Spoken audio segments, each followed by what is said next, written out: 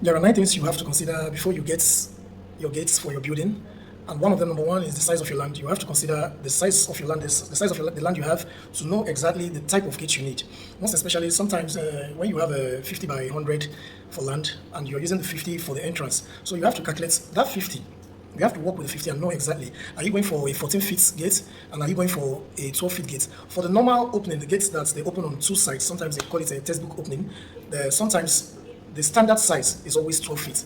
And if it has a separate pedestrian door, the separate pedestrian door is always 3 feet in size. Then for the ones that normally have tires under, which you call the sliding gate that normally opens left or right, the standard size is always 14 feet. It can go on 16 feet, it can go on 15 feet, but most times we advise it shouldn't exceed 16 feet because of the opening, because the more it opens, because it normally have something that will hold it at the top, so it won't keep dangling and having maybe collapsing or falling. So it's always advisable to have it on 14 feet. That's for the size of the sliding gates. Then also, if you want a sliding gate, you also have to consider, because it always overlaps on the two pillars.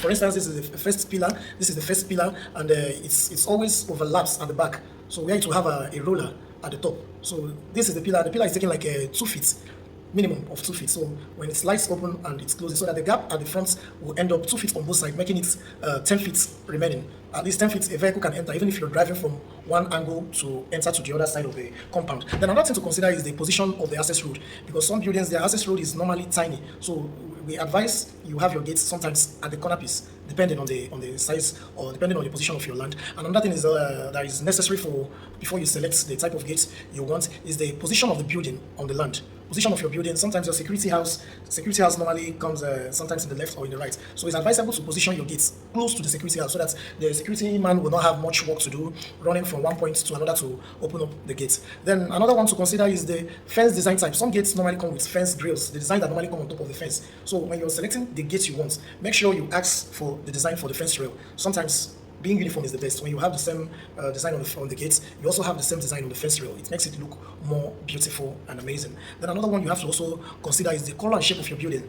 This is a very key point to note. When you are having your building, you have to consider the shape. Some buildings that normally have these square shapes should go with the same design that your gates should come up in a rectangular way. But the ones that normally have this high rising roof should have a gate that has same design. It's not compulsory, but advisable for beauty as well. And also the color of your building is best. Though standard color most times is black. Black complements every other color. So if you want to have your building painted red and every other thing, it's kind of black can serve. And most times it's always advisable to go with the color of your roof. The color of the roof you have, it's for the either you choose from the color of your roof or the color of your almac or the windows. It goes the same way. And another one, security within the area. You have to consider the security within the area. If the place is prone to insecurity, it's best to go for something solid, something amazing. And we always advise you go for these fence wires on top of your gates to fortify the security. You also have to consider your personalities. For those that love class, test, and every other thing, you have to consider your personality. Go for something that's, when you see a building, you say, this building is nice and it's owned by a social person. So you also have to consider your personality and also consider your budget. If your budget is you want to kind of manage your budget, you go for something more affordable. But if you want to have something that lasts, that needs the best, that speaks even without you speaking, even without your building speaking, then your budget go above, get whatsoever you want. It's once in a lifetime something, you get it. It's not something you normally buy, you install your gates and maybe in 2 years you want to change it. So you get your gates, you get the best. We just have to keep repenting, change color, repent. It's not something you change on a regular basis. And I also advise when you want to do your gates or your fence rail, always go for something that has quality. Go for something that has quality. Most times you spend more money when you get inferior or cheaper ones. At the long run, the money you will spend in servicing and maintenance, you might regret getting the best. You might regret not getting the best than the one you already have. So thank you so much. I hope these tips can help most of the new homeowners or prospective new homeowners. And always contact us for the best wrought iron gates. We are genuine. We deliver nationwide anywhere you want. And before you make any payments, come down to our location to know exactly where we are.